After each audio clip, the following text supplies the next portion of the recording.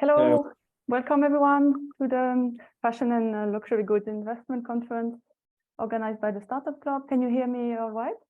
Yes. Okay, yes. Welcome. Yes. So while we wait for everyone to join, you're welcome to write down your contact details and short bio in the chat to network with the other attendees. I will also be sharing the schedule and the link to the pitch decks of the startups that we will discover in a few minutes. So just a quick reminder, you can use the general chat or private messaging function to ask any questions to the startups and to interact with the other attendees. So once again, welcome everyone. And my name is Mathilde Badé, and I organize pitch nights, investment conferences, and fundraising service at the Startup Club, introducing advisors and investors to selected startups during online events. And what is the Startup Club? The Startup Club is a one-stop shop for the global entrepreneur community. And our vision is to assist startups, scale-ups, and growing companies in their fundraising and development needs by connecting entrepreneurs with investors, advisors, mentors, and other key players in the global startup ecosystem, and through a series of pitch nights and investor conferences. So in 2022, we were happy to host over 50 successful events and workshops, and we are happy to count over 70,000 members in our online network. And we host events on various topics such as green tech, health tech, fintech, but also valuation workshops, and we are planning to expand to other industries in 2023. And we offer other services as well, such as valuation reports, pitch deck reviews, promotion, and etc. And everything, our events and our services, they are listed on our website. So you're welcome to check it out and reach out if you would like to receive more information. And so tonight, I am happy to introduce you to 5 amazing fashion, beauty, and luxury companies. The first one is MARION PARKE, presented by Cashill and MARION PARKE. They are from the USA. Innovative, comfortable, and irresistible footwear brand in the accessible luxury market. Surgeon designed invisible insole that sculpts to the natural shape of the foot and creates a fit that feels custom. And the second startup tonight is Manima, presented by Carolina Guthmann, who is based in Palermo in Sicily. Sicilian Hand-Embroidery as a vehicle of inclusion for a new regenerative luxury model. Sustainable, unique, bespoke, and everlasting products for homes, yachts, and wardrobes. The third startup is called SANGROVE and is presented by Tatiana Alexa from the US. A home of impact shopping, a go-to presell-at-scale marketplace platform creating the NextGen Commerce for collective impact through profitable sustainability. Then next in line, we have the Yachts company, presented by Christina Rasmussen, live from Hamburg in Germany. Beauty products and fragrances that speak to your heart, a ready-to-scale post-revenue startup in transition to growth stage with 6-figure revenues on Amazon. And the final company is called Catecut, which is a fashion tech company presented by Heiðrún Ósk Sigfúsdóttir from Iceland. It's an AI-driven personal styling app enabling women to get more out of their wardrobes by discovering clothes that fit efficiently, utilizing existing wardrobes and making better purchasing decisions to build a sustainable wardrobe. So now I would like to introduce you to the format of the event. Each startup has 7 minutes to pitch, followed by about 15 minutes feedback and questions from the advisors. And yes, feel free to use the chat to ask questions to the presenters and to network during the event. And so yes, now I would like to welcome the members of the board to shortly introduce themselves. Very happy to welcome you here tonight, all 4 of you. We have Guillaume Echaud-Maison from Venture Partners with us. Hello, Guillaume. Glad to have you here with us. Would you like Hello, to... everyone. A pleasure also to be here and as always, discover new startups pitching and discussing their projects. Great. Pleasure. Would you like to say a few sentences about yourself? Yeah, so quickly about myself, Guillaume, I'm part of the French VC fund, Venture Partners, which is a VC fund that's been operating based in France for the past 25 years, but also active throughout Europe and the rest of the world, depending on the thematics of investments. We have 4 investment verticals: life sciences, tech and digital, sports, and blue ocean. And it's a 900 million euros under management company handling all those investments. And I'm in the tech and digital side, mostly active into fintech and retail tech projects, and happy to hear about those beautiful projects in luxury and beauty as it is part of our retail tech focus. Thank you so much, Guillaume. Then I would like to welcome Céline Lippi from Luxury Tech Fund. Hello, Céline. How are you doing? Hello, everybody. So pleased to be there. So it has been a while. So myself, I co-founded several funds. First one was Fashion Capital Partners 10 years ago, roughly. We invested in the first fashion tech startup in France mainly. Then we set up in 2017 Luxury Tech Fund to address many luxury tech, retail tech, beauty tech subjects, many early stage. And in 3 years from now, we launched Cuir Invest, which is a French fund dedicated to leather, the French leather industry. And now I'm launching a new fund dedicated to beauty industry. So yeah, that's me.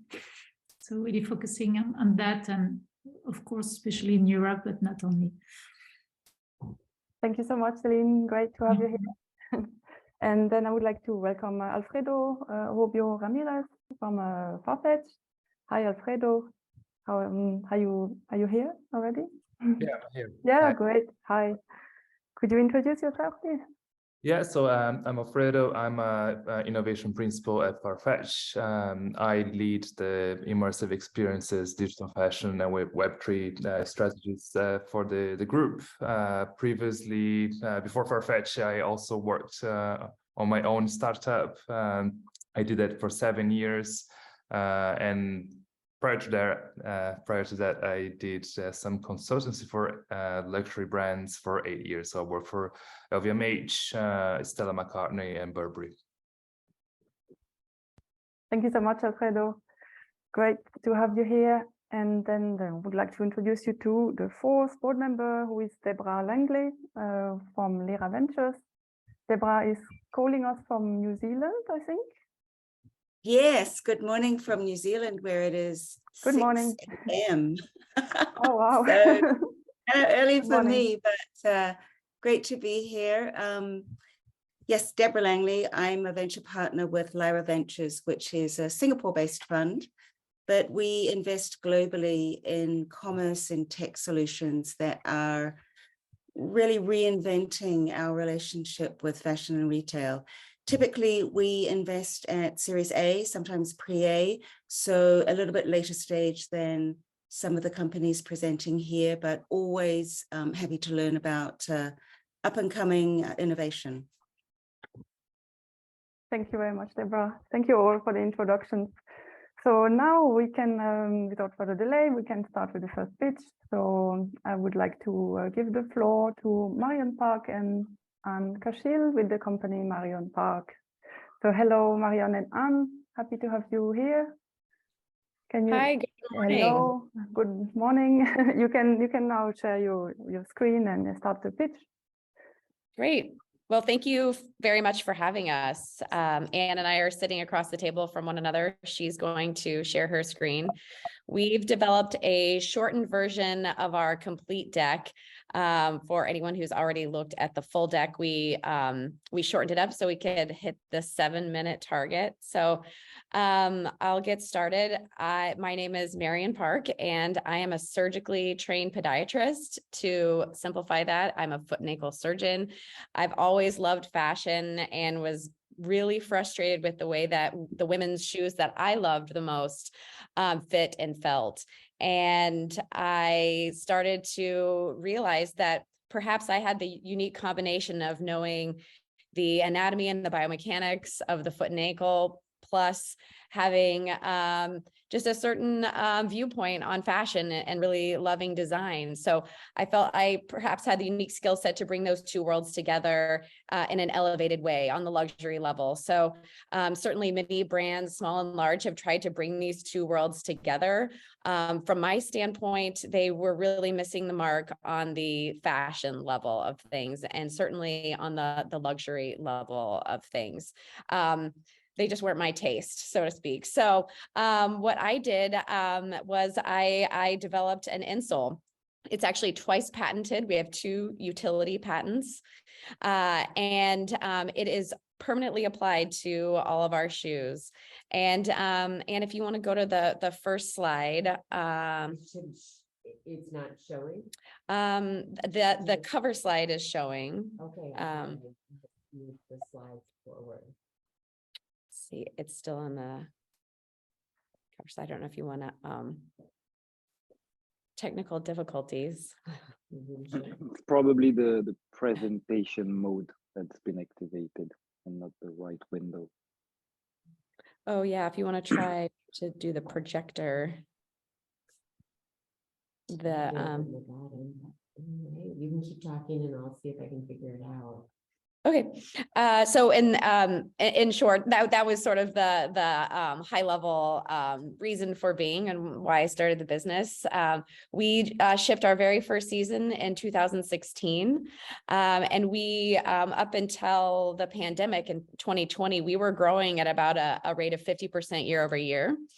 2020 was obviously sort of a pause year, and 2021 we were really excited that we were able to actually rebound and pick up to where we left off in 2019.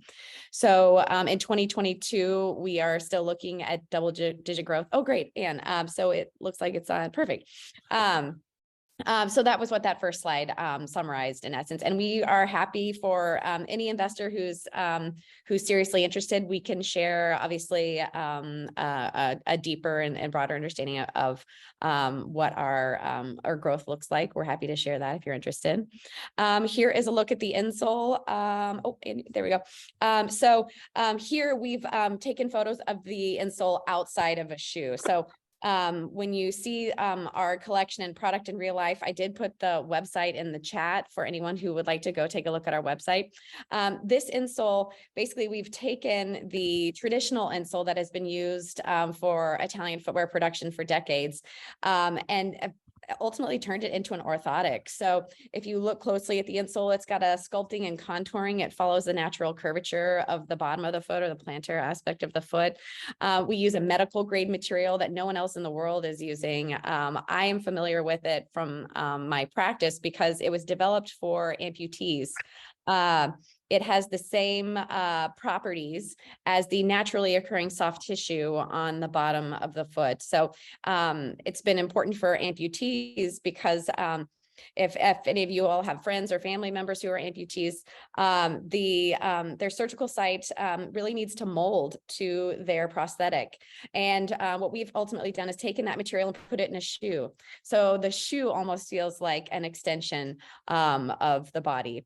So that is something that we like to talk a lot about. And there's also an important layer within this insole that it's hidden, you can't see it, but it helps to put the foot in a more stable, or what we call more rectus position in the shoe. So, but the idea is that all of this is happening in the shoe, but you don't see it. It's still covered in all the same beautiful materials as the upper. It blends seamlessly with the design of every shoe.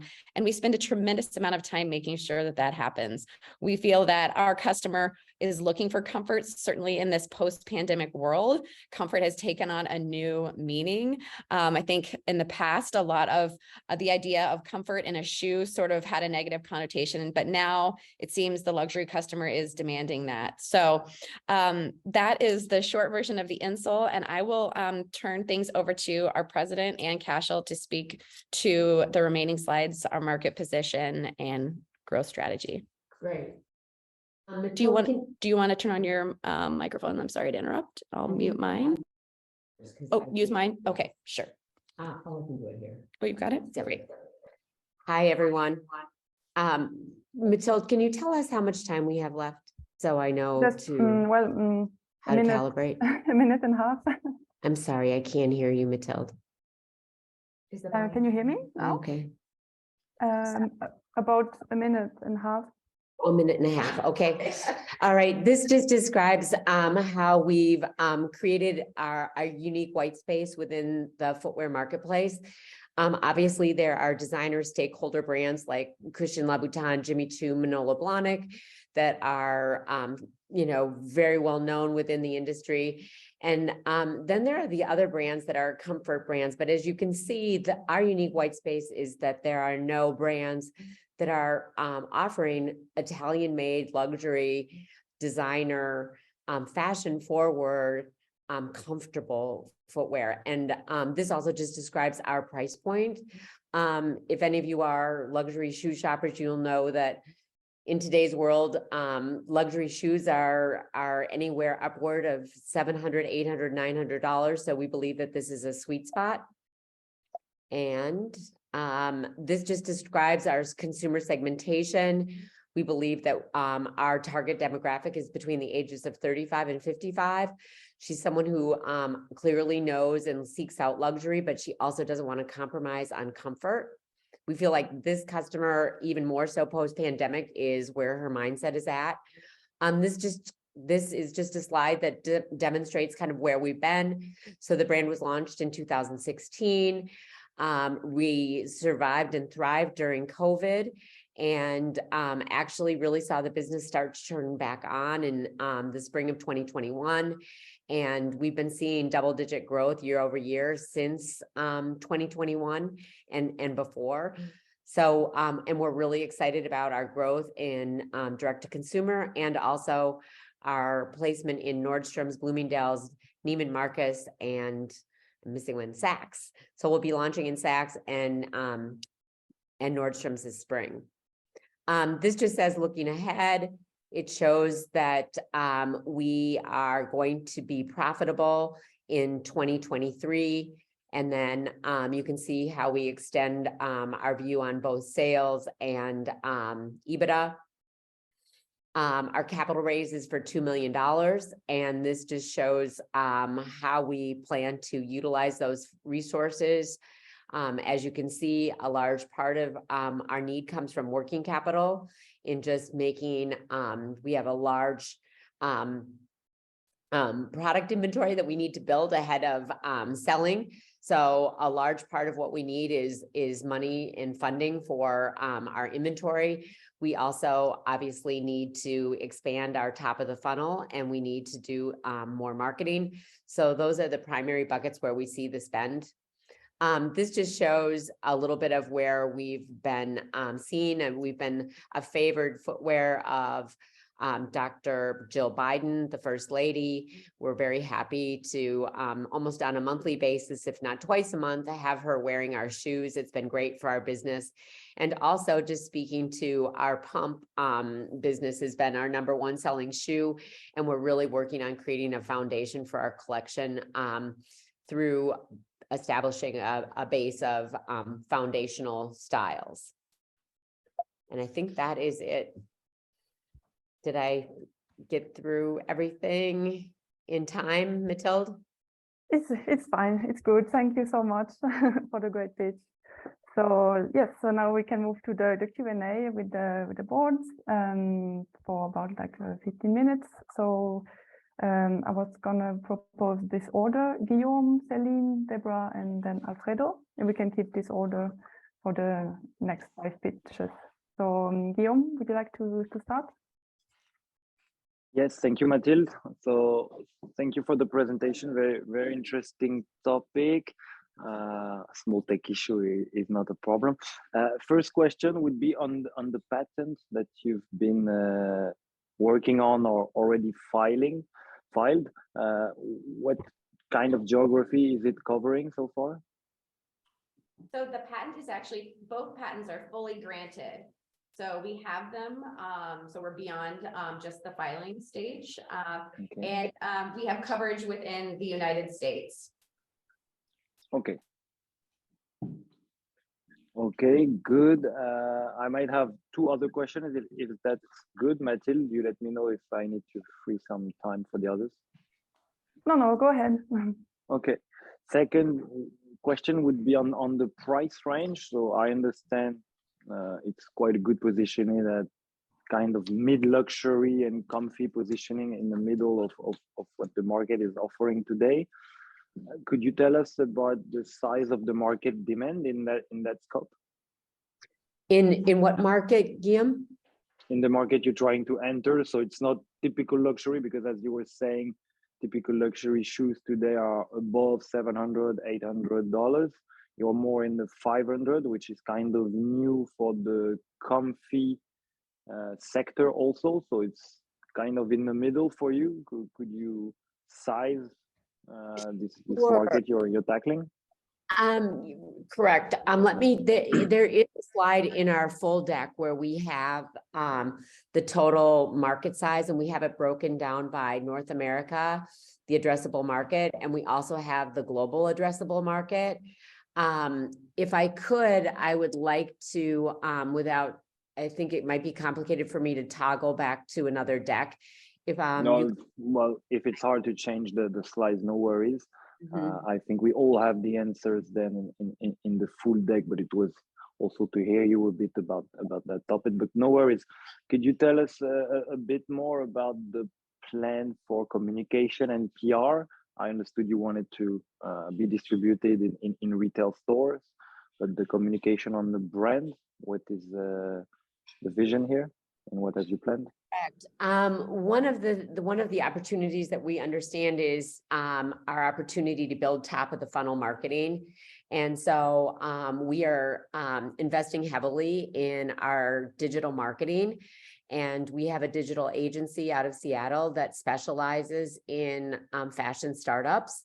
And so we've been aggressively going after both Facebook and Google, and really looking at opportunities to connect with a new customer. The other thing that we've been doing actively is looking for a New York press and media agency. Right now, we are operating with a consultant here in Minneapolis, but we also feel like the exposure that we've gotten through, whether it be the Wall Street Journal, the First Lady wearing our shoes, articles in Fast Company, have been really needle movers for our brand. So we believe that additional national press is very important to us as we look for new customers. So we're actively looking for a New York press agency. Okay, thank you very much. Very clear. I might leave the floor to our colleagues to continue on the Q&A. Thank you very much. Thank you. Thank you, Guillaume. Okay, Celine? Yes, so thank you very much for the presentation. Maybe two questions. The first one is, so you seem to be very good track. I mean, looking at what you already achieved, I think you have very strong basis. So I was wondering, except the fact that you need cash to accelerate growth, so what are your main challenges?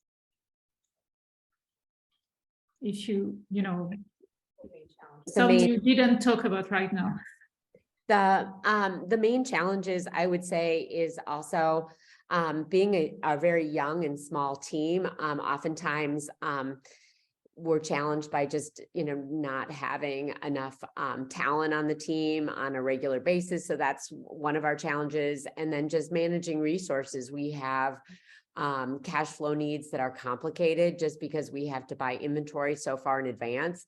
So it's kind of been, the complications of managing a young team, managing resources, and trying to make, hold every penny hostage so that we get as much out of every dollar we're spending, and really making sure that we're, constantly checking in to make sure that we're driving results, and that, the KPIs and the ROI is delivering to our needs.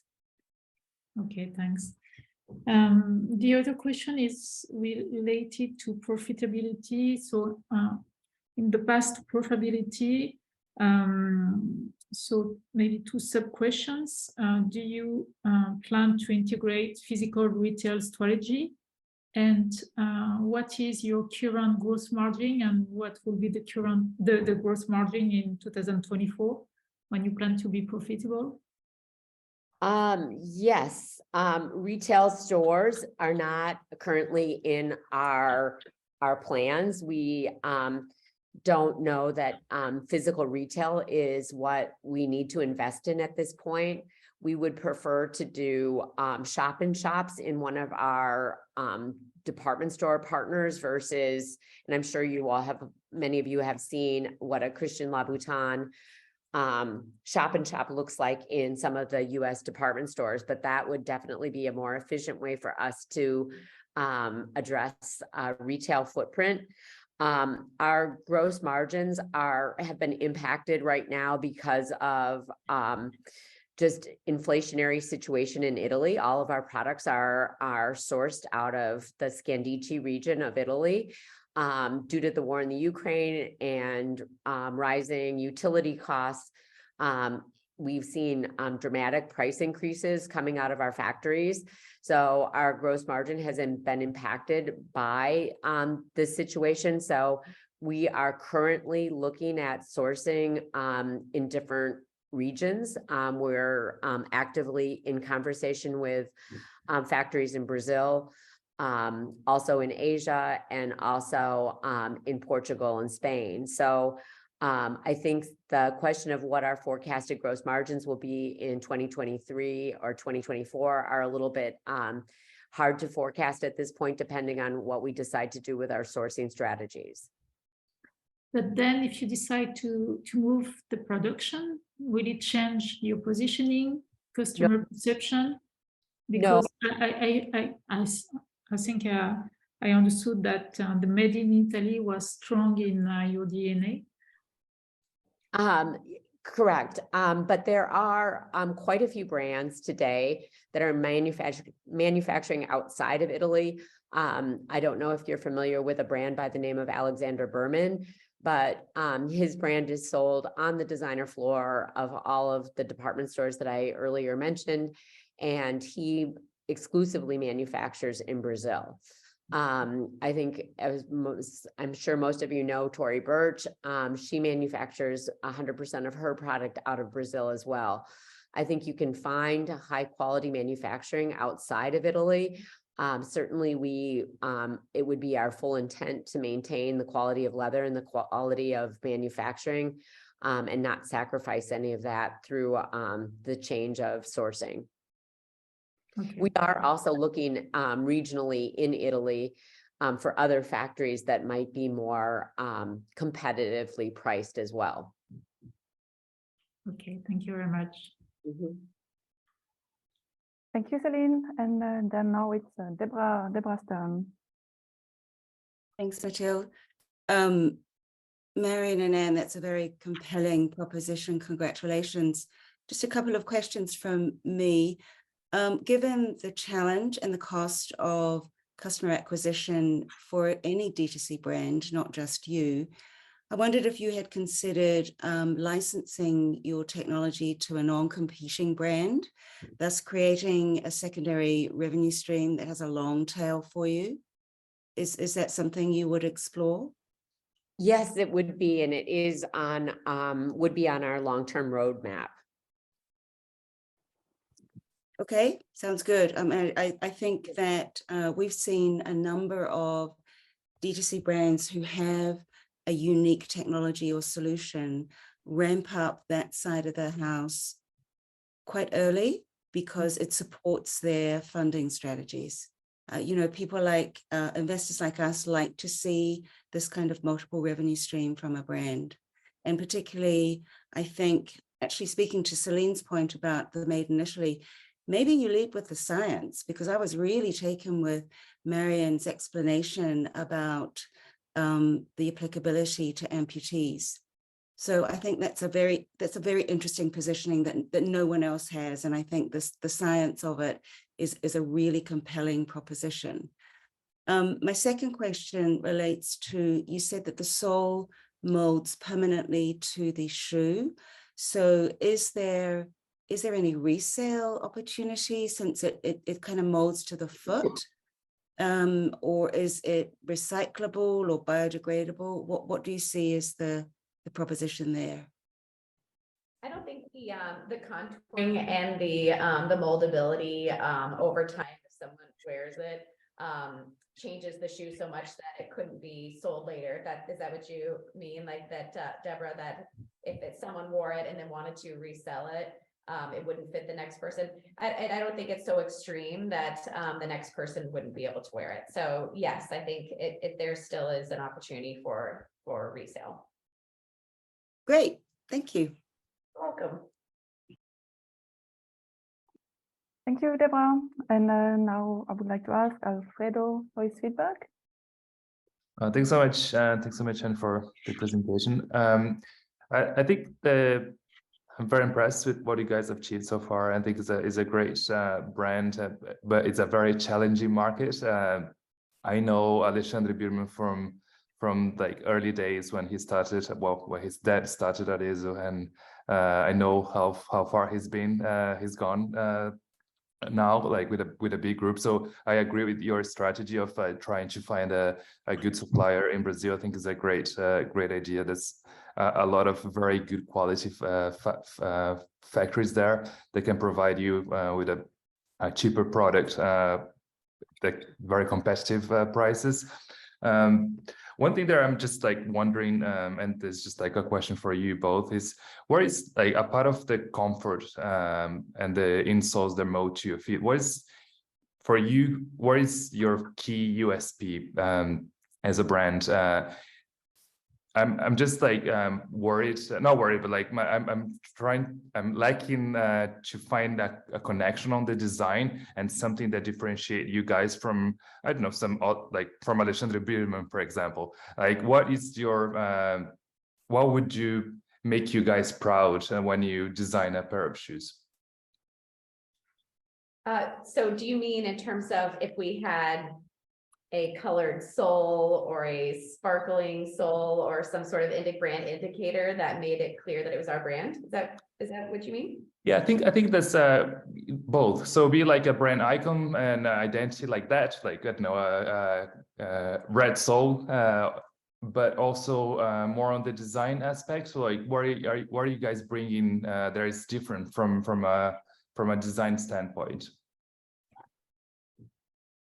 We don't have any, a signature sole or anything like that. We are developing signature hardware at the moment, so that we have a cohesive brand language that's recognizable, either consciously or subconsciously from the consumer. We do repeat the use of our lasts.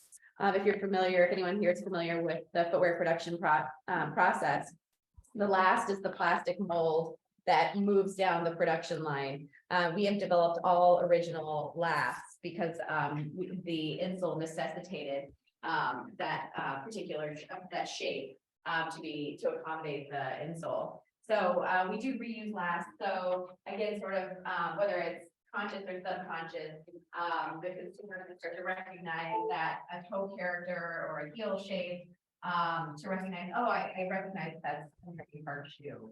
The insole, again, would be more of a sort of subtle recognition when someone, sees the shoe in the marketplace. But I've always felt that our consumer, again, really doesn't want to announce that she's wearing an orthotic.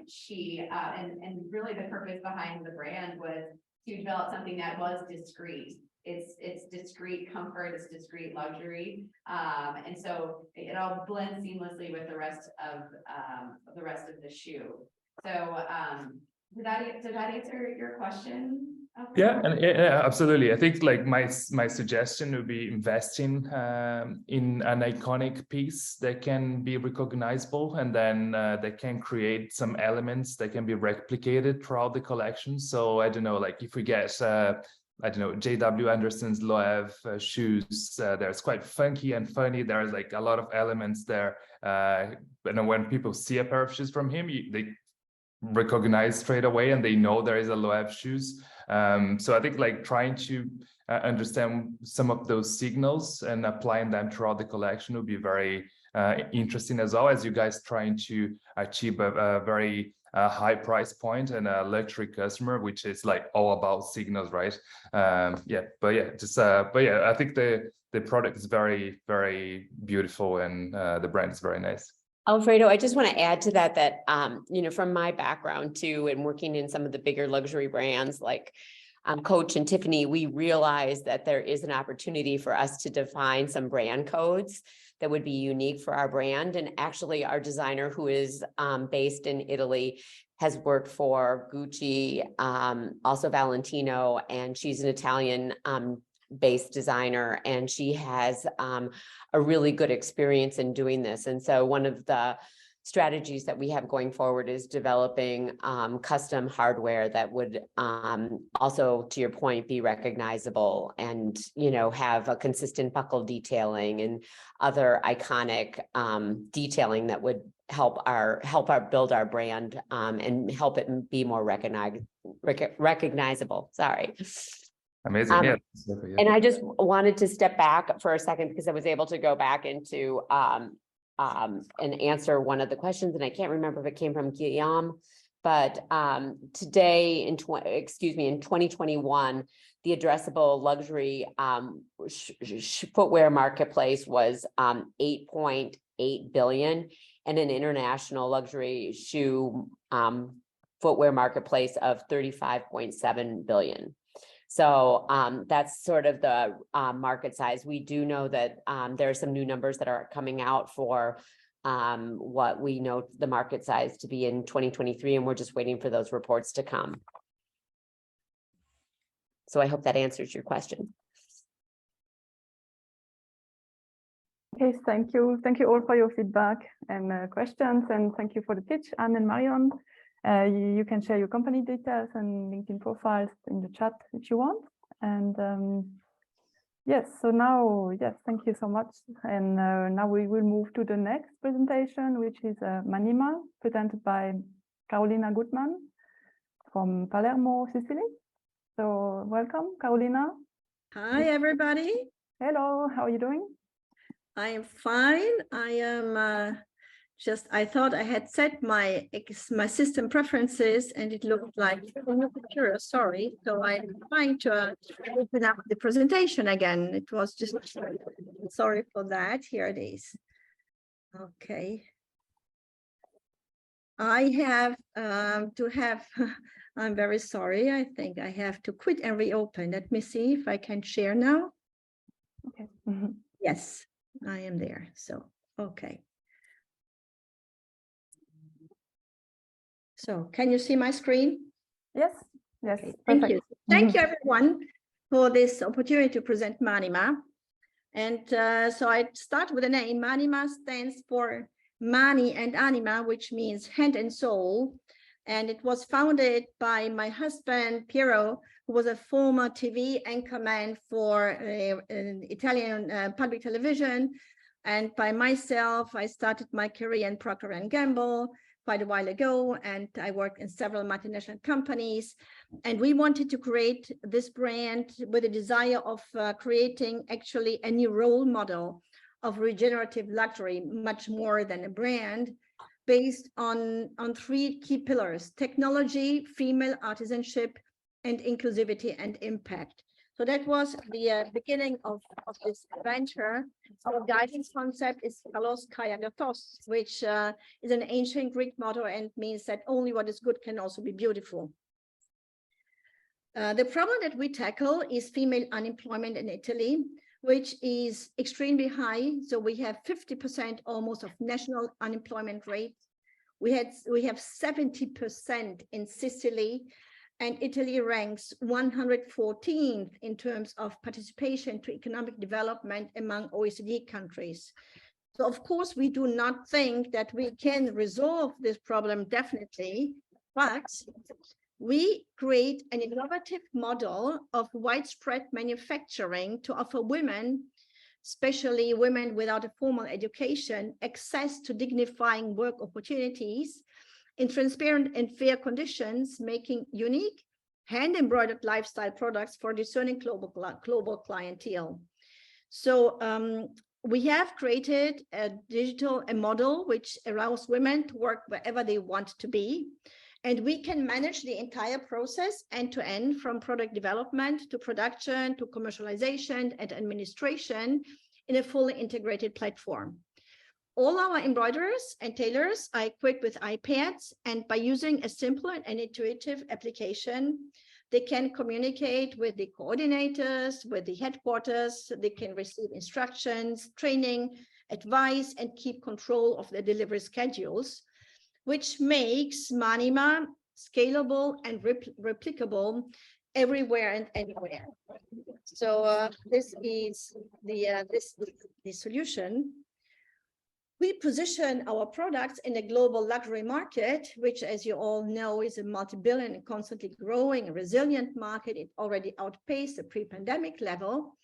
And our addressable segments within that are accessories and apparel, high-end furniture and fine art, and additional to that, luxury weddings.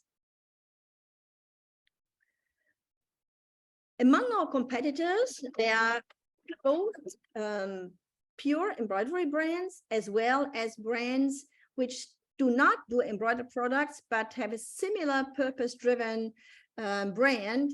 And our key differences versus these brands is that we are the only ones who have a scalable digital model. Our atelier is actually the first and only one in Europe so far. We have a measurable social impact and sustainability. So we are creating a framework to measure social impact over time. We have an extreme flexibility for customization. We can satisfy actually almost any request of our clients. We are totally transparent, which we prove through our FID labels, which we put on all of our products.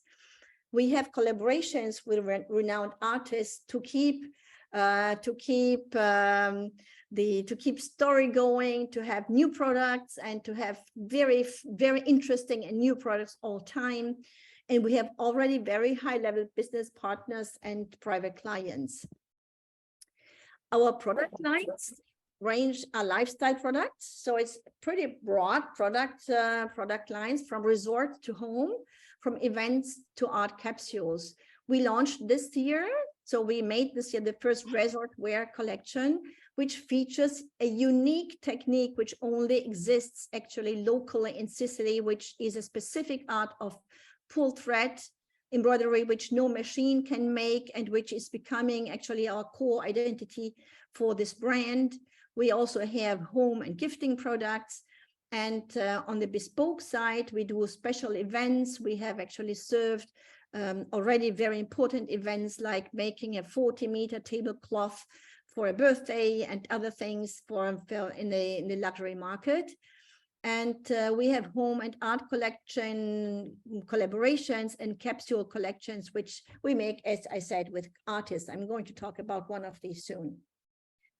We have a multi-channel integrated B2C and B2B strategy, which is based both on face-to-face sales points, like pop-up shops and events, so ephemeral selling places rather than having a fixed place on one side, and indirect boutiques and stockists, as well as direct and indirect digital channels. So we are creating a very unique proprietary e-commerce website. And of course, we aim at being on the major luxury e-tailer platforms like Modo Prandi, Farfetch, Net-a-Porter, and so on. And we work with partners, mainly architects, interior designers. We have tested prior to pandemic for 2.5 years, just the two of us, our products and the model. And we made 50 very important ultra high net worth private clients. It's noteworthy to say that the highest spending clients who spent more than 4,500 per order are 8% of our clients, but they make 45% of our revenues. And 3/3 of them are repeat buyers, repeat clients. Here are some pictures of clients that are real, of our real clients: Robin Wright, Maria Bush, Helga Piaget, Dan Rivers, just to name a few of them. They are all conscious, ultra high net worth individuals. They really don't want to have the visible brand name, but they want uniqueness. And they are aged mainly between 30 to 60 years.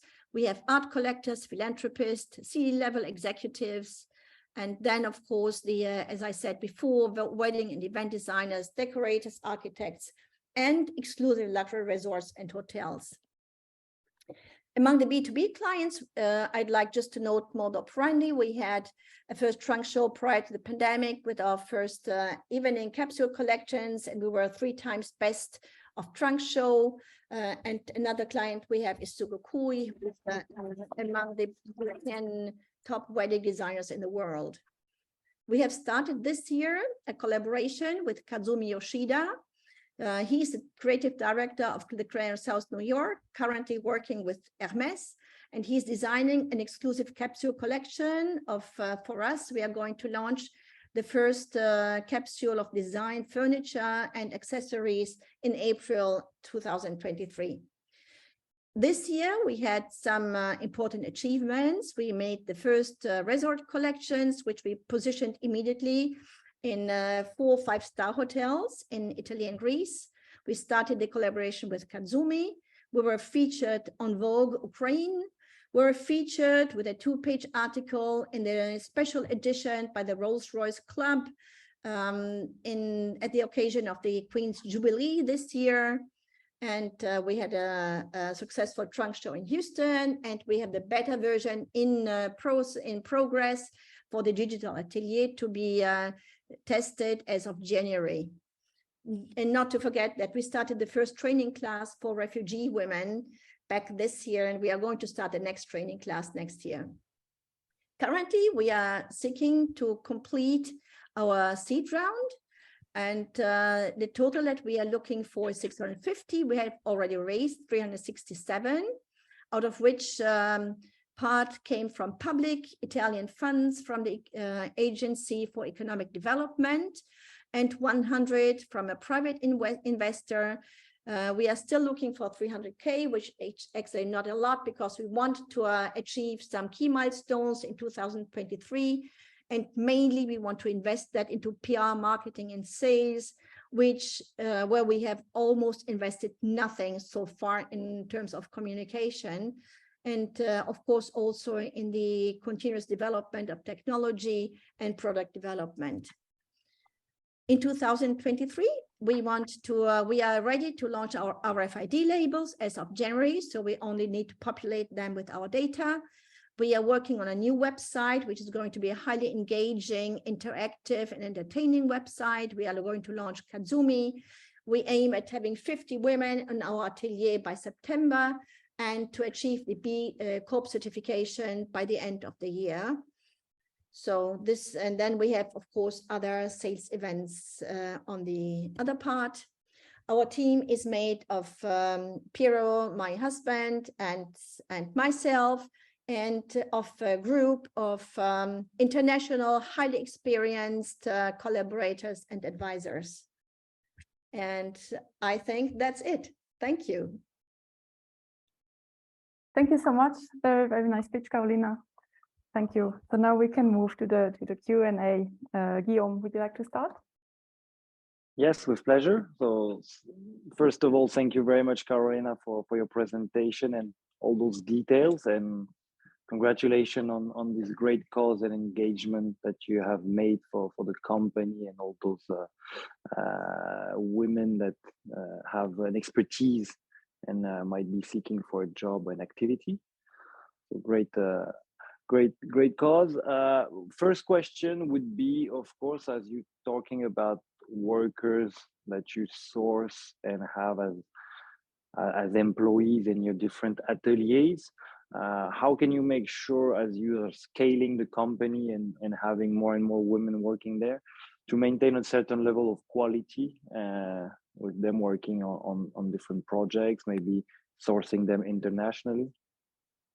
So that's a key question, and was a key issue that we have attacked. So we have an extensive training program. We have what we have done, that we started with the best embroiderers that we could find. We have profiled them because they have all different skills. Embroidery is 1,000 years old in Sicily, and it was passed down generation by generation. So we have found the most skilled embroiderers for specific techniques.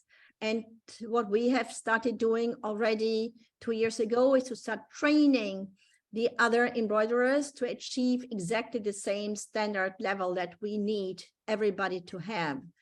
So the training program that we have is both for embroiderers who are already embroiderers, and there are many, and they are all unemployed because there is no local market, of course, for that kind of product, because they have never renewed themselves, but they have incredible skills. So in that case, it's just about bringing them to the same skill level. The other part of the training is for total newcomers, so refugees and women who are victims of domestic violence. And these women, they need more time.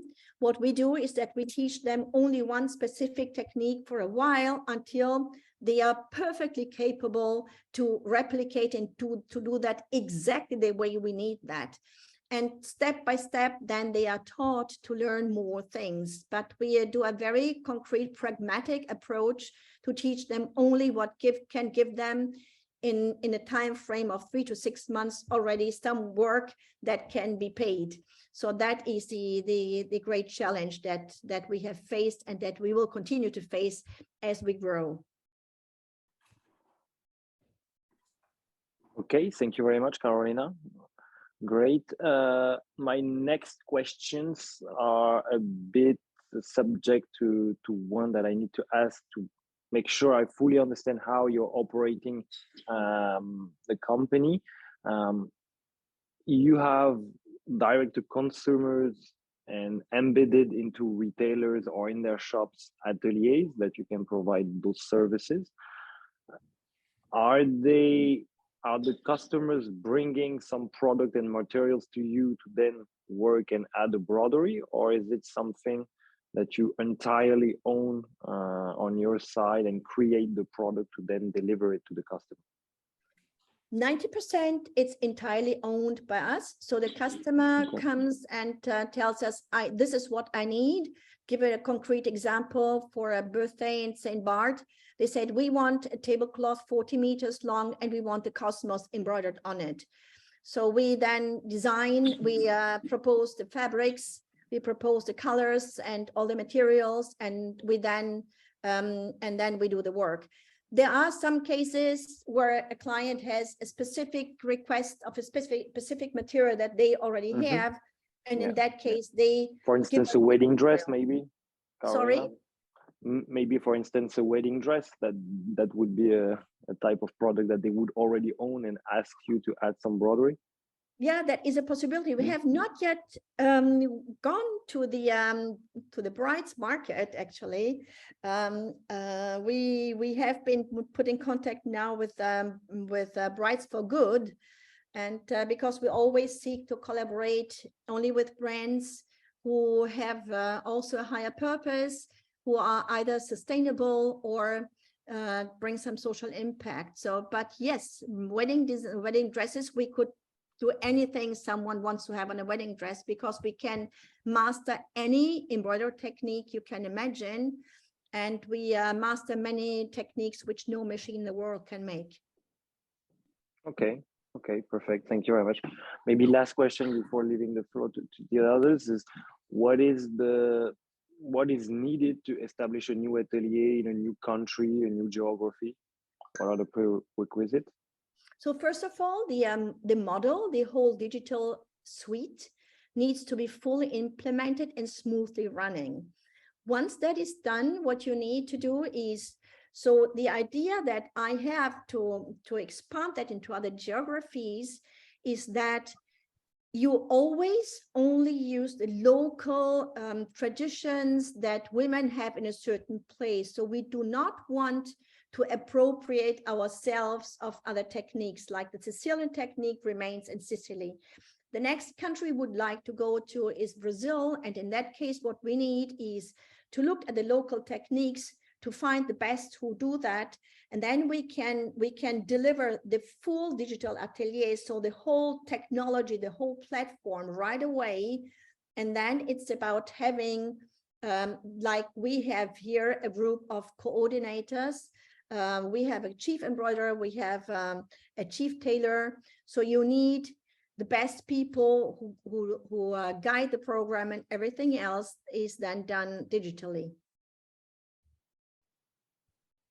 But it's a work. So it's you need to, of course, you need to select the people, you need to find the people, and need to train people. Okay, perfect. Thank you very much, Carolina. Great project, a bit early stage for my investment strategy, but a pleasure to understand and know you, and maybe we'll reconnect later on and leave the others ask some questions. Thank you, Guillaume. Celine? Yeah, so thank you, Carolina. I think it's really a beautiful project, and I'm convinced that you will really create social impact with your whole vision and story. So I had more business-oriented questions. So I would like to understand the split between the business lines and between B2C and B2B. And then based on that, all the model is scalable, because, you know, looking at your forecast, you expect to, I think, I don't have the numbers in front of me, but I guess in a year from now, you expect to make 2 million euros revenue. Tell me if I'm wrong. In 2 years from now, yes. Yeah. So yeah, if you could maybe detail the response, I would appreciate. Yes, of course. So first of all, let me start with B2B and B2C. So far we have made almost everything on B2C, which has a high acquisition cost. And that is why, which has also a high return, but this is the reason why we have started to, why we have prepared our first collections to go on the B2B and have a more constant cash flow, which is more forecastable and foreseeable. So which with the collections that we can place, that can be pre-ordered and we can produce in higher quantities, because these are products that can be made quickly, very high level, and in high quantity without any problem. While the customized part is, of course, a part that requires time and attention, and we dedicate a few specific embroiderers to the customization part, while we have a huge number of embroiderers who can do all the other products that we can scale and produce in larger quantities. That was the important thought, why we wanted to move from B2C also to the B2B, because this is what can give us that cash flow. The increase in sales is really, it's aggressive. I think it's a question not of if, but when, because it really depends on how quickly we are able to implement the digital atelier model and have it fully running and have enough embroiderers to create, to make quickly enough products, and how fast we can move into new markets. So far our main market is, so we produce only in Italy and we sell to 90% in the US, and also some of our clients are in the UK and in France, but we want to focus on that, because I think we need to build the brand starting from the US market to then expand into other markets, and to be ready to do so, because once we have a high demand, we need to be prepared to scale up the production. The next thing would then be to go with the production into another country. So there are several possibilities there, which can be either in Europe, like in Georgia, where we have already built contacts, or it could be a collaboration with Kizani Africa in Congo, or it could be a new line actually in Brazil, where we have also direct contacts. So we have built that fast expansion on the implementation of the digital atelier, the readiness of production, and investing a lot into communication and PR in order to raise the demand. And then what's the split between ready to wear and home and gifting lines? So in the future, you know, it's a forecast. Okay, it always leaves, of course, some space for interpretation. Our business model foresees that we will have a split of 60% of the ready to wear and 40% of customized products. Right now we are 90% customized products. Okay, thanks. And lastly, it's not a question, but I was not good at finding your website, so I could find you on Instagram.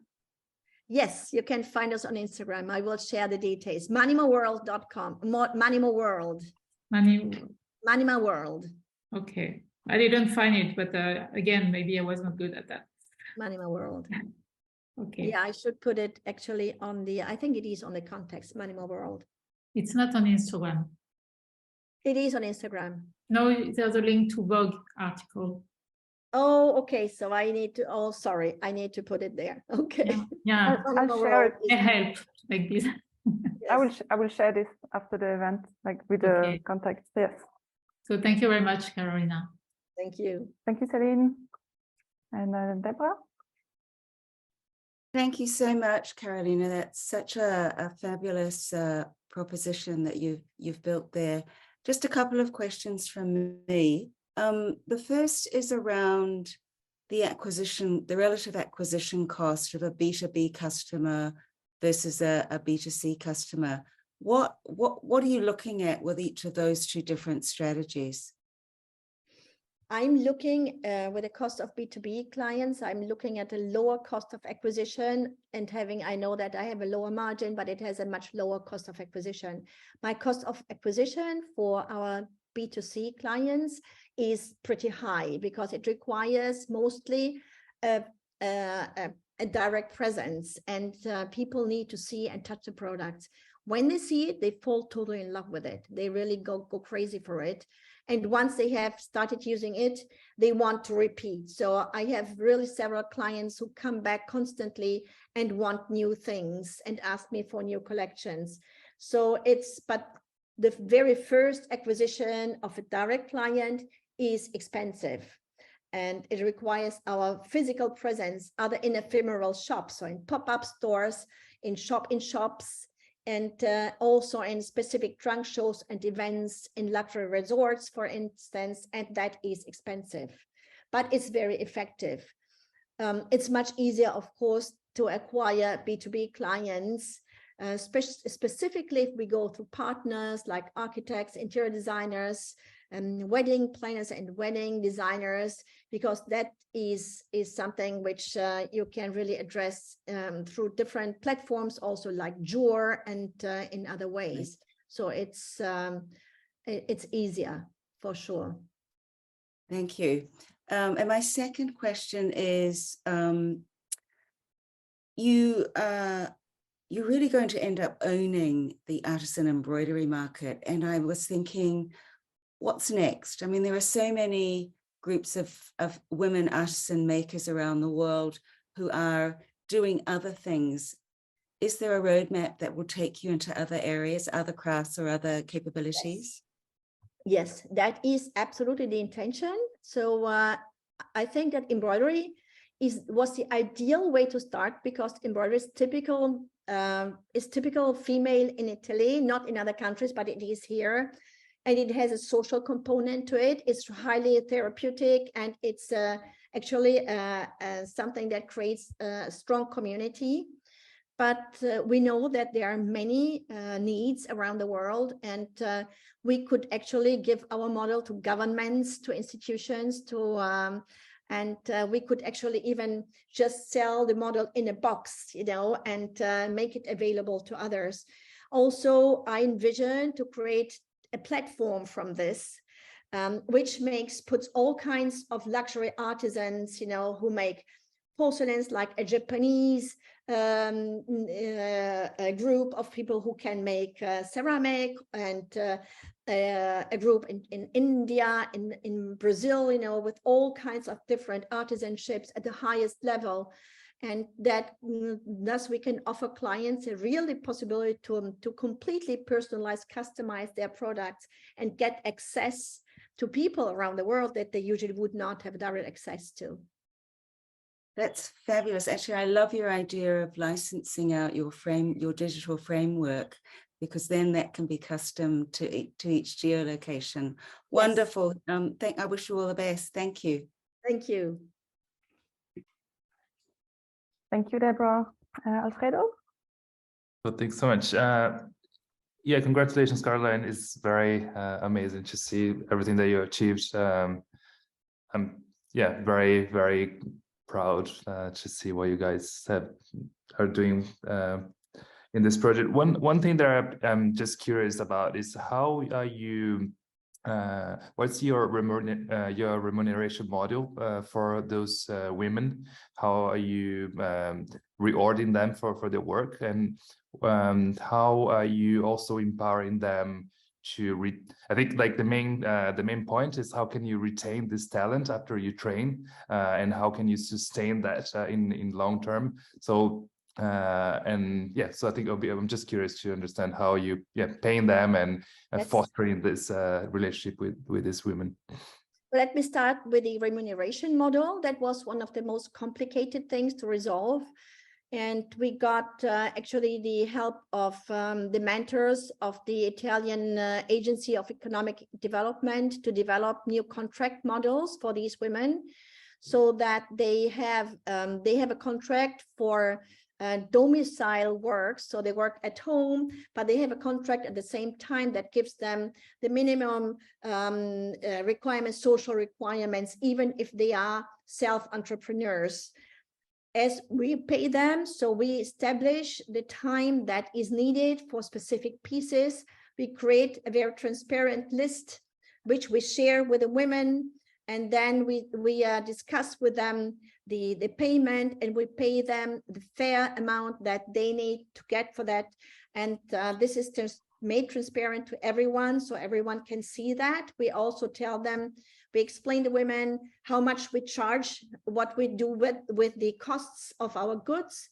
So what the end price looks like, and why the end price looks a certain way. So we share that with the women. And all the women are paid much more than they were ever used to pay in Italy. And so they are all very happy, I must say. We also have hired a small group. So the coordinators have a contract. They are fully hired employees. So we have the core coordinators who are fully hired employees. And we train the women also on self-entrepreneurship in collaboration with local institutions who do financial training and explain the women how it works. We explain the women from the beginning how much time it will take them to achieve a level, to earn enough money. And the aim that we have, the objective is to create a situation by which we can measure that impact. So we really want a significant number of these women to achieve the possibility to make part of their own living or a big part of their living just through this project. So that is remuneration part. on the retention, that is another important thing. I mean, you know, we are creating huge talent, and of course there is a danger that these women that we lose part of these women. I think that's part of the game, and I would actually be proud of knowing that some of these women get incredible chances. Of course, we would like to retain as many as possible, and that goes through the community building part. So we what we do is really to offer these women more than just a salaries remuneration. We take these women to concerts, to museums, to theater. We teach them what beauty is. So they have some of these women, like we taught women from Afghanistan to embroider. They came in December. They have never been to a concert before. So we open their eyes. We give them possibilities of being together, of creating a sort of community feeling and family feeling, which we hope to contribute for them to stay with us.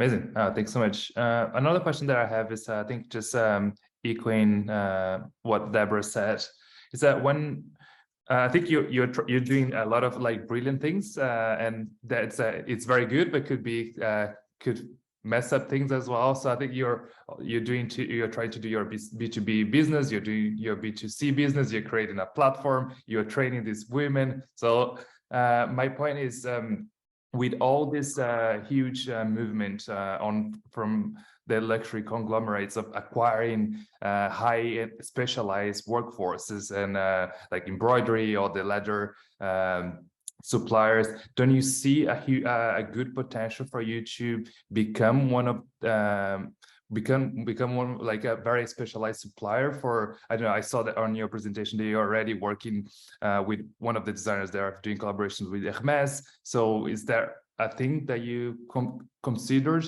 instead of trying to focus on B2C as well? My only worry is like B2C is itself a huge and complex beast. So you not only have to worry about your embroidery, but you have to worry about your collections, trade shows, fabrics, like always changing cycles. So how are you coping with all these different streams of ideas?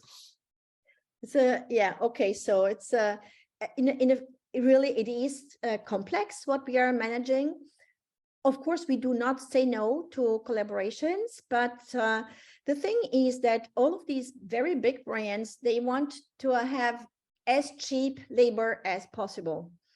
And the cheap labor, if we keep it in Italy without exploiting the women, that's simply quite difficult to obtain. So we are open to that sort of road if we see that we give that the project is doesn't die out, because we do not want these women to be exploited. So that is my main issue. If we do that, and we could have done that in Pakistan, we could have done in India. We went to study the model of Jaipur rugs for a month over there to see how they work.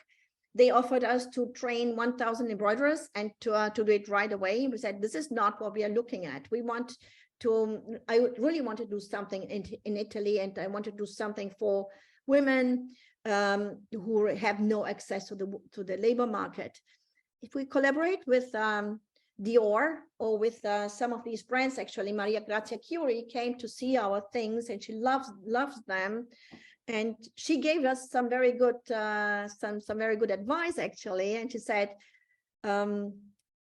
keep doing what you do and go for it. Okay, she said, go for it, because what she sees that one day, once this is really built up strongly, it can be very interesting for a big brand to acquire as a whole, you know, to say, okay, let's go and take it as a whole. And because luxury is going in a new direction. Luxury, we know that there's so much greenwashing. Everything that we do is we try to be as sustainable as possible. So we use organic materials. We try to avoid any kind of waste. You can reuse our things, we repair things. So all of these things shall not get lost, and they can be extremely interesting for a huge conglomerate or a brand to be acquired when we have built the whole thing. Perfect. Thanks so much. Welcome. All right, thank you everyone for your feedback, and thank you, Carolina, for pitching. So if there are any more questions, you can use the chat or connect after the event with Carolina. So thanks again. We will now move to the third presenter. Thank you. Thank you. Who is Tatiana Alexa, who is going to pitch for the company SANGROVE. Hello, Tatiana. Thank you, Welcome. I'm sharing my screen, so Great. please let me know if you can see it. Yes, perfect. And I'm just building on the Caroline presentation that how important are the new solutions in sustainability, because this is such a big topic and we all trying to bring not only awareness but bring solutions to that huge topic. To start with, my name is Tatiana Alexa. I'm co-founder of SANGROVE. I was behind developing leading trading platform, created a monetized exit with the tech later sold to Ameritrade. The next big problem I'm after with my team is overproduction. And our focus is specifically on waste of unsold goods. In fashion alone, 30% remains unsold. 30%, guys. Every time I say this number, it blows me away. Goods that are produced, shipped, stored, stocked in stores, never to be worn or never be used by anyone. Luckily, the world recognizes it and wants to change. Our young generation wants to change it, and governments are stepping up to imposing new laws for the industry to combat waste, creating urgency for fashion to change, and it's time to do things differently. You can ask how. We think that we need to switch the order, flip the script. Sell us, and in the audience, we're all consumers too, not only fashion professionals and VC professionals. So, dear fashion industry, sell us consumers before you manufacture your beauties and uglies in a massive scale-up way. Give us an opportunity to shop differently and save the planet from the waste with impact shopping. Here's how it works. Our tech is a plug-in to any e-commerce, aggregating consumers' orders in real time and measure impact as averted emission. Right now on your screen, a manager of footwear brand pre-sells its new line to consumers during a limited time 5-day campaign using just an Excel spreadsheet and one image per product and setting MOQ as a goal. So the only products that reach MOQ volume go to production, and all products have owners before they are produced. Other designs that did not make sense to consumers are clearly identified, and this is your future low-performing stock. Since a pair of sneakers, in this case, takes about 30 pounds of CO2 emission on average, at the end of the campaign, we measure the impact that consumers created collectively and record it with transparency as averted emission. This creates a triple big win. For brands, this is a new incentive for consumers to buy their brand. It's a bulk full retail price order and a priceless early data to fine-tune their production to actual market demand for other distribution channels. For consumers, it's shopping for impact with opportunity to become trendsetter by buying new designs ahead of the mass. And it's a huge impact for the planet by reducing unnecessary waste of resources and pollution. Again, the impact we can measure and reward for both brands and consumers. Here's how we make money. Our model is B2B2C. We're very lean, we're technology only. middleware, if you will, and our revenue and impact goes hand in hand. We charge brands with 15% transaction fees on paid order or offer a white label.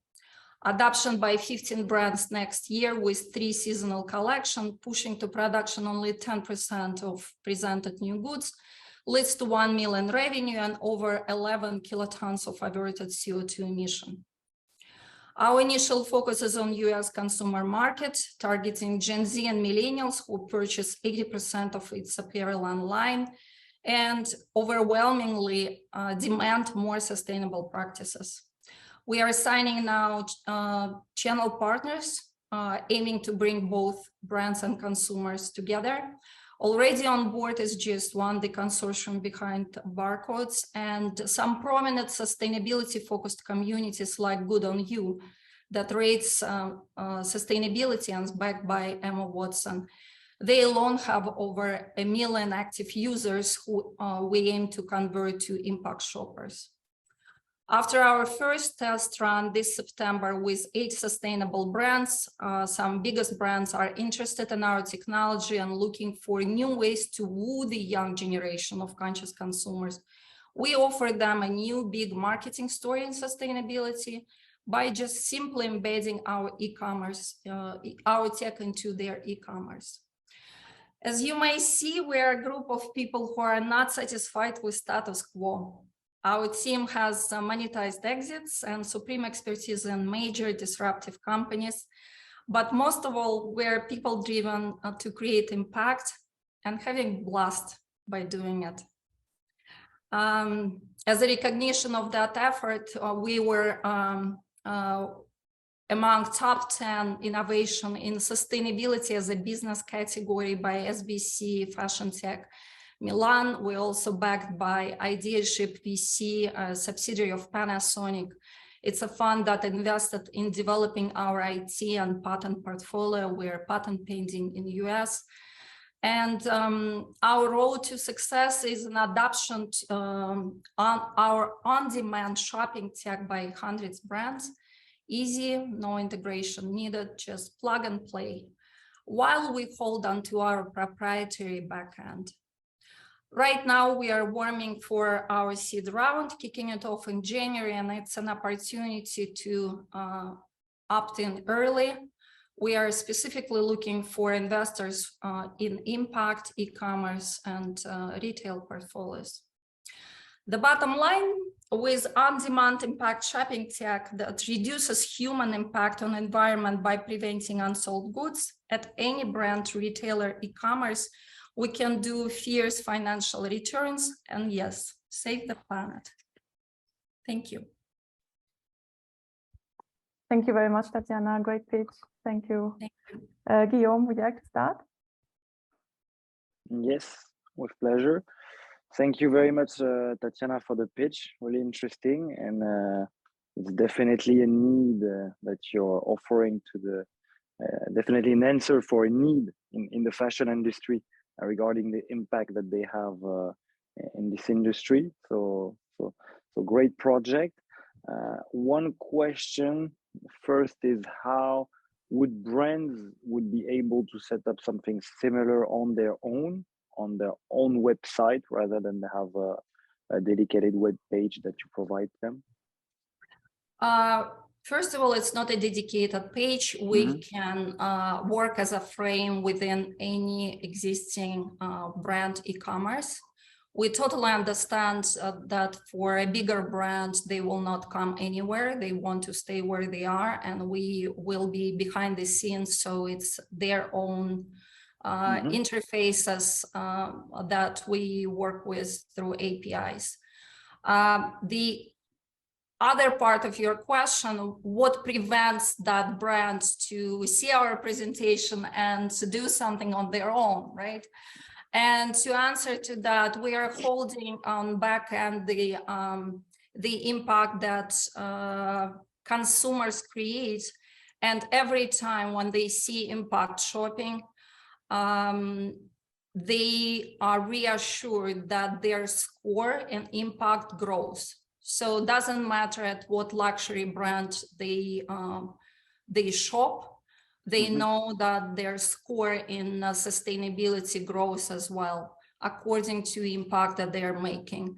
So that's what we envision as adoption. Okay, so this would be an impact score for the consumer side rather than on the brand side? I mean, we do both, but for consumers, we see it as an incentive. So they not only brag that they are sustainable, but they can actually show how impactful or how sustainable they are. For brands, we can generate a record that can be presented to authorities. Again, it's we all know that we can't only talk about sustainability. We need to present transparency, and we need to justify the records. So in that part of the story, there are a lot of going on with green materials sourcing. There is a lot of going on with recycling, reusing, refurbishing, but there are not that many solutions in the middle of the product life cycle. When the product is ready for distribution, we are a solution for that particular angle. Okay, thank you very much, Tatiana. Another question would be on the delay between pre-order, production, and delivery of the product to the customer. I totally understand and agree on the fact that let's say mentalities has changed from the I want it now Amazon phase, and now customers are more willing to wait a bit if it has an impact. But I've seen numerous feedbacks from customers that were glad that they had a good impact, but were not willing to wait, let's say 3, 4, or 5 months for a standard product that they could get maybe in 1 week or a month. But let's say 5 to 6 months would be a bit too long for some customers. How can you take care of reducing this time for the brand and the production, as well as for the customer? It's a great question, and I have numerous discussions how to address it. We believe that it will take time. Of course, it's a shift in buying behavior that we call from impulse to impact. We don't expect that tomorrow the majority of girls will start shopping this way. But we certainly, when we did, a lot of interviews here in US, speaking to youngsters and our kindergarten, schools and colleges cook our consumers on a day-to-day basis. Pretty much we're talking to people, to young guys and girls who believe that if they don't do something different, the earth will end. And they want to do something different. They have this rebellious kind of like, you guys, our parents are polluters, you're bad guys, we are different, right? So we are building on that mentality by giving them tools to do something different, right? Trust me, I mean, we met a lot of folks who stopped buying new fashion. They do only thrifting. But if they stop buying fashion, it means that our industry is indistinct, right? How much fashion is needed is everything is slow. We believe that fashion is very important. It's a communication, it's a creativity. We don't want us to be wearing, the fashion of 20th century, right? We don't want everyone to wear the clothes from our mom's closets.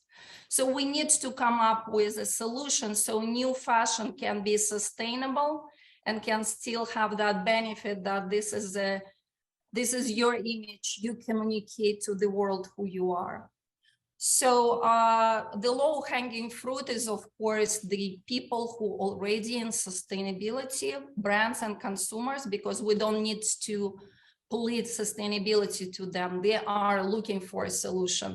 But we also believe that we can bring to that camp the girls who want to still be, you know, on a fashion trends, but shop guilt-free. So this is the overlap between impulse and impact. On the lead time, we don't dictate brands how they need to manufacture, where they need to manufacture, what's their lead time. We want them to adopt this model within their existing processes, right? So when the collection is ready for production and it's pitched to internal buyers or it's pitched to key accounts, Macy's, Bloomingdale's, so everything is ready, price list is there, sample is there, the digital image of the product is there. So we are saying invite consumers at that very particular moment. Give a very little window of opportunity because we know that there is a cutoff day, right? So the orders needs to go to for manufacturing. So creating that fear of missing out, telling girls this is your only chance to buy new collection ahead of time, but we are doing it in an industrial way when the MOQ is a goal and the impact score is an incentive. Okay, great. Thank you very much, Tatiana. Very interesting. Looking at the time, I think I will leave the others a few questions, but thank you because we've seen, I think, all around the world, but especially for us in France and Europe, we've seen numerous brands launching impact brands launching themselves 100% on the pre-order system, and it turns out really great. So it's a great thing that you're offering the opportunity and tools to all the brands to do the same. Thank you very much, Tatiana. Thank you for your feedback. Thank you so much, Guillaume. Okay, then we will move to Celine. Celine? I think it's on mute. Mute? Oh, sorry. So sorry. So thank you, Tatiana, for the presentation. So I was trying to say that, yeah, I think you are trying to solve a huge problem issue in the fashion industry dealing with yeah, overproduction and wastage. Yeah, I think it's really interesting.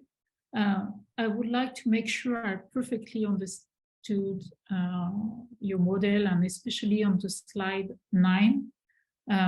So you talk about the fact that you are working with a community of sustainable brands, but then on slide 9, I don't know if you remember, you are describing your model, and you are mentioning some brands which are Amazon, Nike. Let me go back to it, it's easier. And I don't know if you could put it on the screen. Yeah, so Nike, Columbia, Amazon, and so would like to know if you are working with those brands, if you are planning to work with those brands, and then if you work with Amazon, is there special impact rules you are setting to work with them? Just to make sure, yeah, I fully understood the model and vision. And yeah, the objective to create positive impact. Back, so we are talking about the same thing. This is the slide. Yeah, that's the one. Yeah. This is the future. Again, disregard these particular brands. We are just trying to demonstrate that we can be embedded behind the scene at any e-commerce, and this is our aim. So when you shop at Nike, and you know that the slogan is impact shopping, so you're not shopping from the warehouse, you're shopping on the new collection that is launching, and the product will be made for you, but as a batch, as a bulk order. So this new collection kinds of like, you know, pop pop up and go away.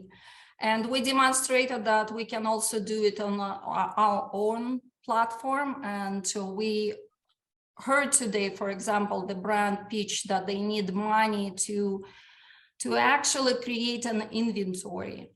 So we are a solution for these brands too. And on our own platform, for example, right now, mid-tier sustainable brands cross-sell to each other. We have this capability too, but we can be embedded on thousands and thousands of existing e-commerce, and this is our niche.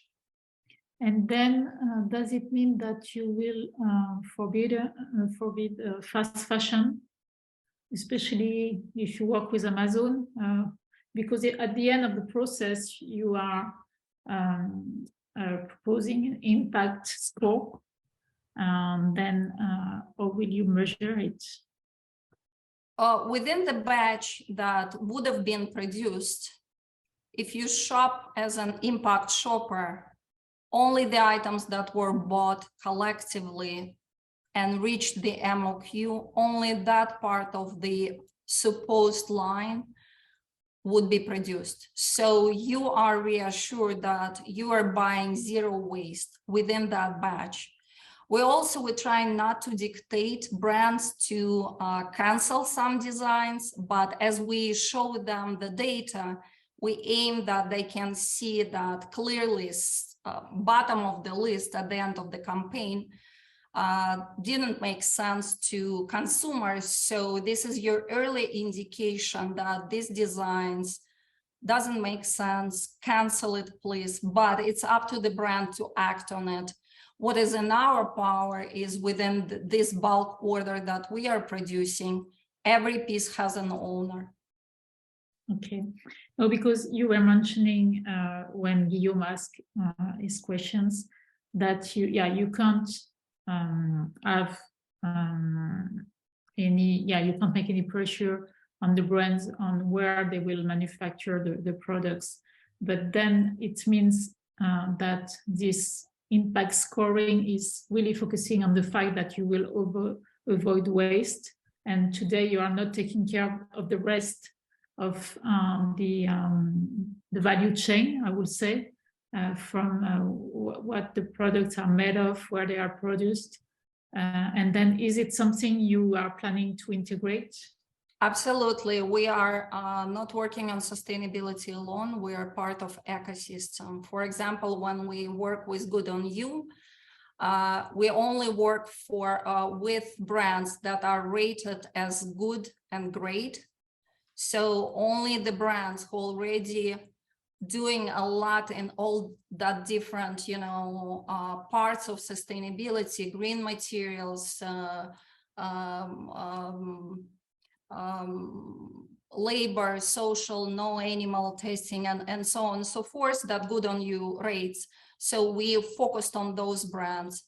Plus, we exist in the universe of other partners who, looking on the ways of other problems like fitting problems, returns and etc. So we see ourselves as integrating other solutions, but this one that I'm presenting to you today, this is a huge problem by itself. And we try as a startup, to laser focus on one issue and then grow it with help of our partners into addressing other problems as well.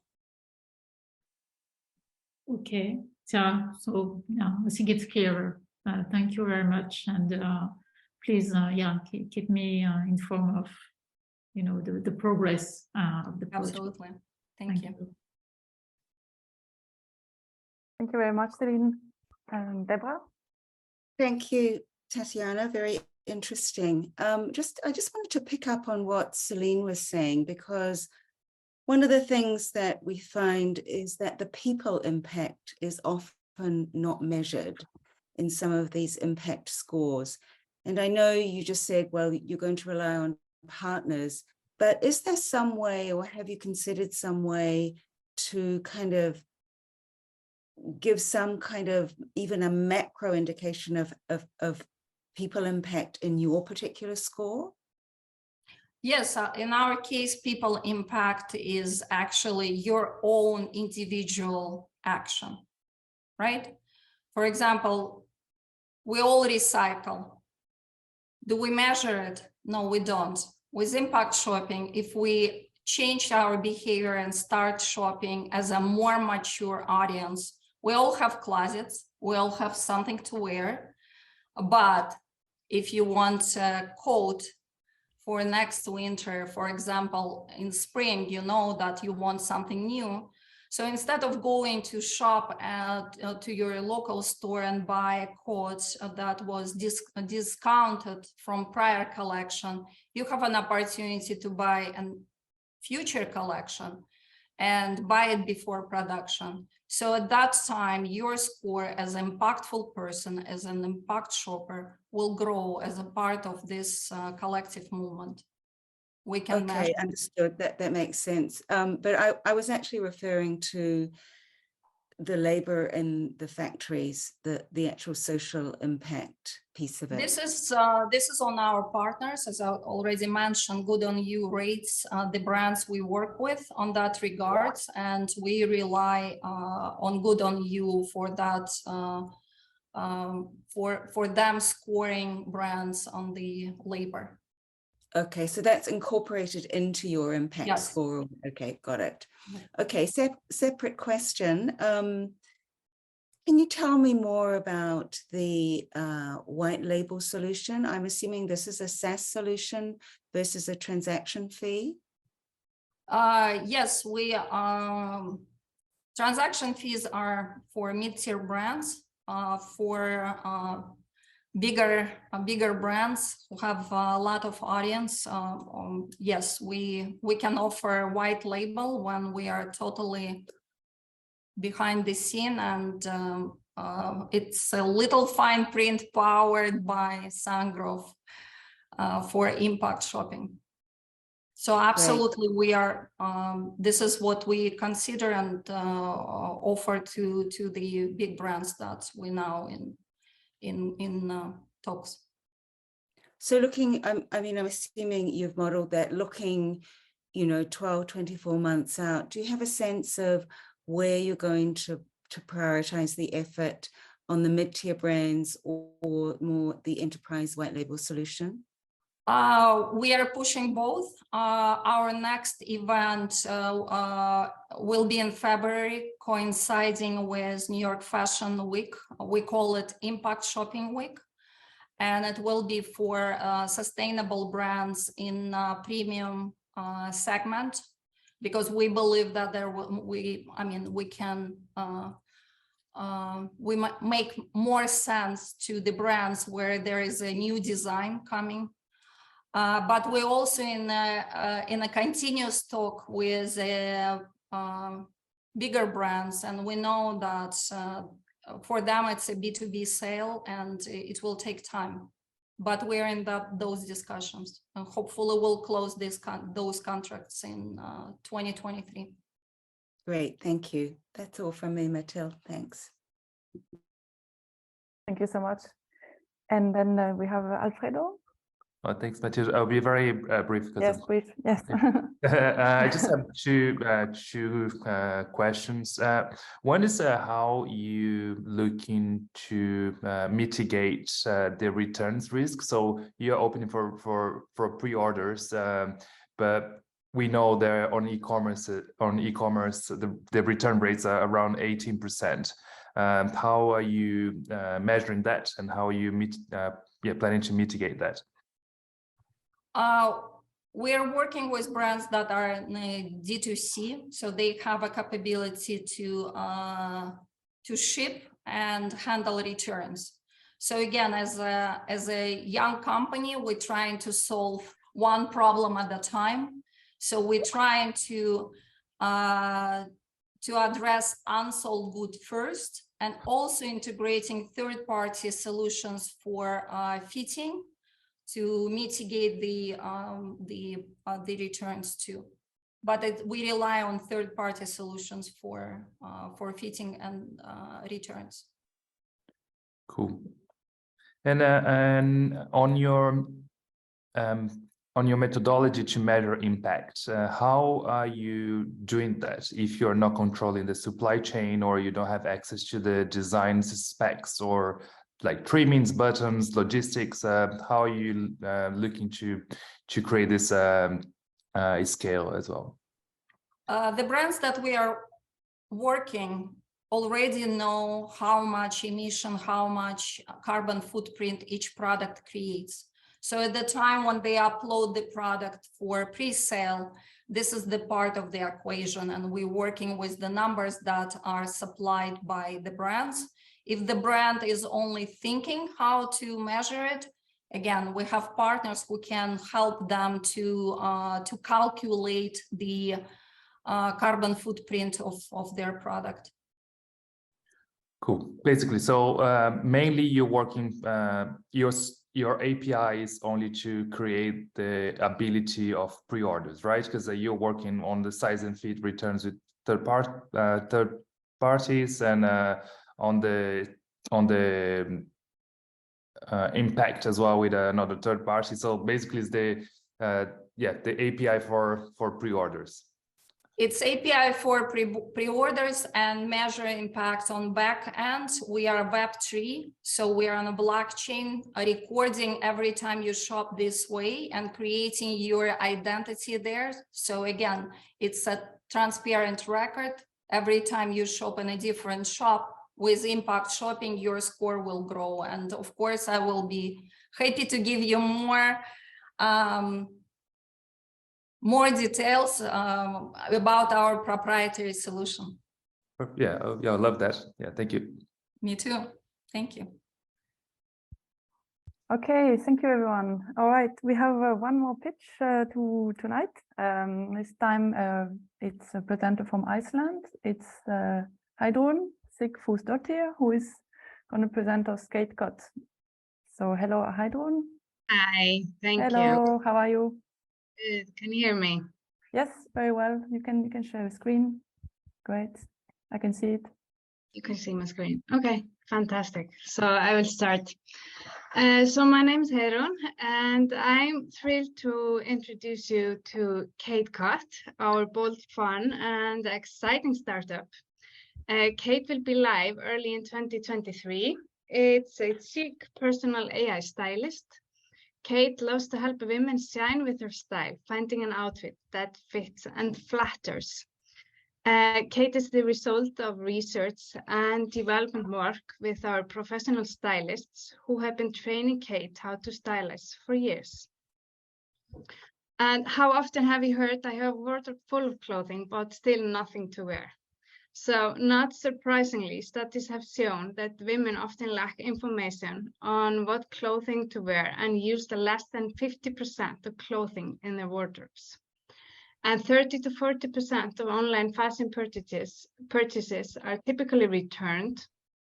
87% of the total fiber input used for clothing is ultimately incinerated or sent to a landfill.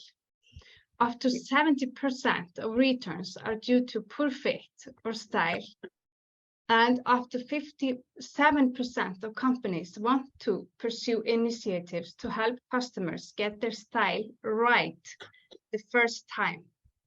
And people throw out clothing after wearing items on average of 7 to 10 times. Catecut helps you discover clothing and outfit combinations in styles, patterns, and colors that suit, and help you learn how to utilize your existing wardrobe more efficiently. So helping you look your best self, making online shopping easier, positively impacting the environment, and have fun while doing it. We are democratizing personal styling through the application of proprietary AI-driven technology, making available professional styling expertise at the touch of a button. And our primary audience are women 25 to 35 who are getting dressed every day, hasn't come easily, live in the US, have mid to high income, shop premium fashion, and are starting a successful career.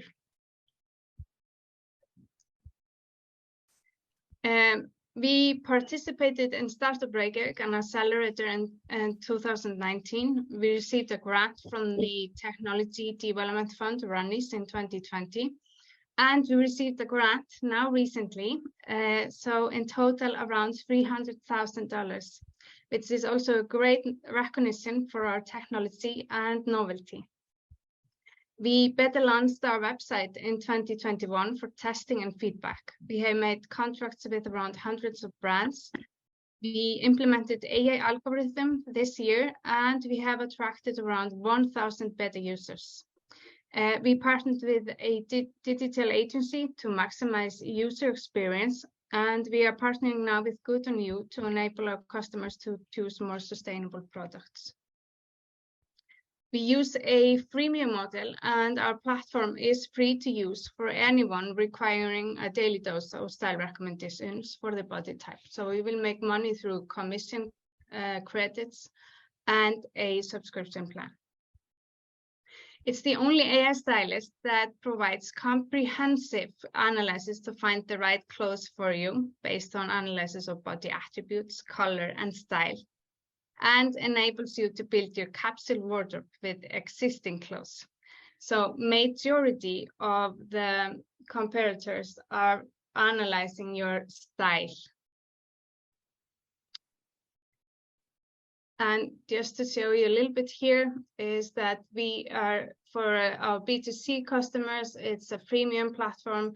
For B2B, it's free, but we receive the commission from them. So our aim here is to reduce the returns, recommendations, and sales through the platform, reduce the carbon footprint, and reduce clothing and ending up in the landfills. To fund our expansion, the company plans to raise now $2 million in equity, and mainly to do spend on marketing around 60%. And of course, we are a technology company, so we will continue our product development. The customer acquisition cost is high to begin with, and we will spend a large percentage on marketing that compromises our advertisement costs, promotional campaigns, and of course, salaries and marketing staff. In 2025, we expect the revenues will exceed customer acquisition cost, and with a larger number of return users buying clothes through the app at least twice per year, their revenues will continue to rise higher. The team behind our company is made up of creative people. This includes a business expert, stylist, computer scientist, people with experience in marketing, sales, fashion, and of course, our AI specialists.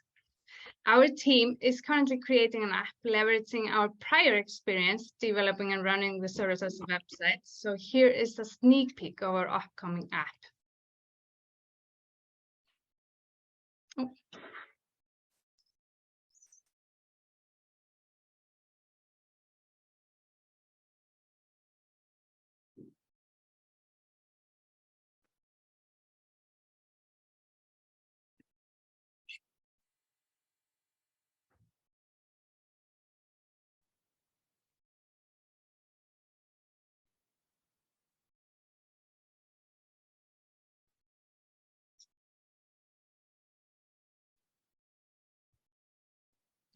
And if you're interested to become a part of our amazing team, then just drop us a line.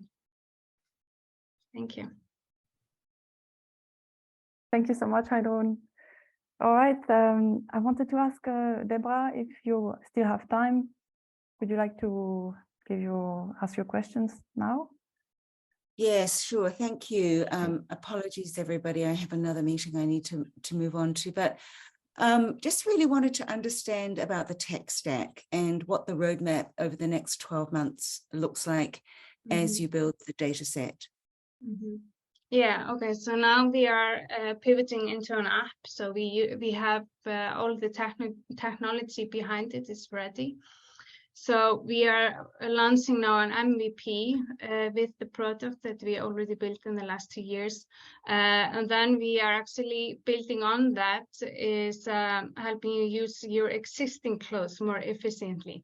So basically you can take a picture of your items either in a store or at home, and then you find what clothing matches with your existing clothes.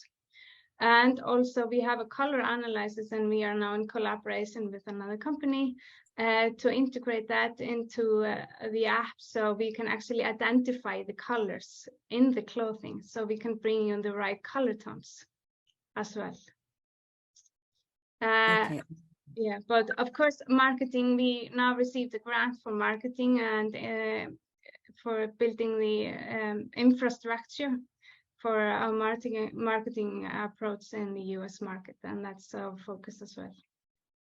Okay, so just to be clear, there's a piece of this that you actually don't own, it's somebody else? No, It's a we own, partner. no, it's our technology, we own this. Oh, it's your tech. Okay, that's great. Okay, thank you. Mhm. Thank you so much, Deborah. Thank you for joining us. And okay, Celine? Yes, so I was wondering for next year launch, which is roughly tomorrow. So will you focus mainly on end user acquisition or getting brands? Because I guess that money will come from the brands you will work with. So could you maybe just explain the way you will address that? And I guess it's not one which is a priority over the other, because you have to address both. Yeah, do you mean money to launch our app, or? No, I mean the way to earn money, to make revenue. Yeah, sorry, yeah. So yeah, so it's a premium platform, but our customers or users can actually upgrade, and then it's a subscription. And they also can buy credits or buy, for example, if I want to have my color palette in the app, then I can purchase that. But for every piece I buy through the app, we receive a commission from the brands that we are collaborating with. So they have their clothing in the app, and then we direct to their website, and then you make the purchase and we receive a commission. Okay, so you will get revenue from end users, and in the meantime with brands you are partnering with. Yes, with. Yeah, okay. Exactly, both ways, yeah. And I guess the marketing effort is going to be huge on the end user side. Yes, it's marketing to the users. So we are mainly focusing on getting as many users into the app. And that's what our focus today is, to have an excellent UI UX experience. So when you enter the app, you want to come back. And that's so important for us, to make sure that the feeling, everything goes smoothly, and the onboarding process is really fast and easy. And could you be a kind of white label solution for Farfetch, for instance, because they do have the end user customer database. They do have a lot of products. Yeah, that's in our timeline, actually. 3-year plan is that we could actually be a white label solution for other brands to use in their either app or website store. So then you could just, we can ask you, okay, do you want to get help from your stylist? And then we would be there to assist as a white labeling solution. Okay, thank you very much. Thanks. Thank you so much, Celine. All right, and the last feedback will be from Alfredo. Oh, thanks so much, Matthias. I think it's a very interesting proposition. There's a lot of movement in the market now on that side. So it's tough competition as well. It'll be very interesting to explore in more depth about your algorithm and how you collecting those data points, and so then you can provide this recommendation. I saw that you are also trying to tackle the size and fit opportunity, which is also very substantial as well, and is a great opportunity as well to explore. I think it's I would love to explore in more depth to understand exactly like how is your tech stack built and what you have planned for next year. I see a little bit of it's going to be hard for you to acquire customers, and at this stage, there's a lot of companies doing the same thing in the market. So you need to have a very strong USP and a very strong value proposition to be the different one. I don't know. That's some very cool examples like Wishy from New York, where they're like human stylists providing product recommendations, but there's like some very good useful cases like Stylytics or Find Mine from America as well, that they can link the propositions through API. So I think one thing is the algorithm that you're developing. Another thing is the amount of customer data that you're collecting that's very valuable as well, and how you can leverage that to make your algorithm even more sophisticated. And I think the third point is how can you scale your business beyond the app and beyond the commission model to support brands with like product recommendations on a P2P, on a POP at scale. Yeah, exactly. Yeah, and I think it's also a really good point there is the data that we actually gather, because we actually thought about that, because we have a really valuable data that we have about the customers and what the audience fits with the brand. Exactly. And that would be something to think about in the future, definitely. Perfect. Yeah. So that, once you're ready, please just drop me a line. I'd love to explore that in more. Yeah, definitely. Would love to. Thanks. All right, thank you so much, everyone. This was the final page for tonight. So I would like to take the opportunity to thank the presenting startups for the presentations, and also the board members for the feedback and questions and your time.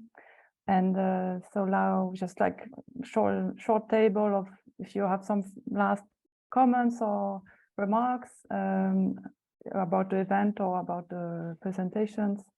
So Alfredo, would you like to say a few last sentences? Yeah, no, again, thank you so much for having me. It's like always a great pleasure to be in front of new ideas and new inspiring people. So yeah, count on me for like the next editions, and I'm truly supportive of what you guys doing. Yeah. Thank you so much. It would be a pleasure to have you on the board again. And yes, it was really an amazing lineup. I think it was a bit longer than expected, but it was everything was so interesting. So yeah, I hope you don't mind that we were a bit over time. All right. And so thank you again, Alfredo, for joining. And yeah, Celine, you have some more last remarks? Oh, thank you for the invitation. So it has been a while since I was part of this kind of event. I really like it, and it's very international and yeah, refreshing, and yeah, definitely I like it. And I think we had time, at least not to ask several questions, but to address main ones. And I know that, yeah, the ecosystem works very well, and please, guys, doesn't hesitate to contact me, even if, you know, we are not ready to invest in all potential projects, but we can have discussion anyway. So thank you, Mathilde, for organizing that. And yeah. My pleasure. Thank you so much. Good holidays to everybody. Yes, exactly.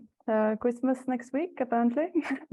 That's where I came very fast. All right, so thanks again, everyone. And I will be sharing the recording and contact details to everyone. And wish you all good holidays, and to wrap up everything successfully before Christmas, right? And see you soon at the next event.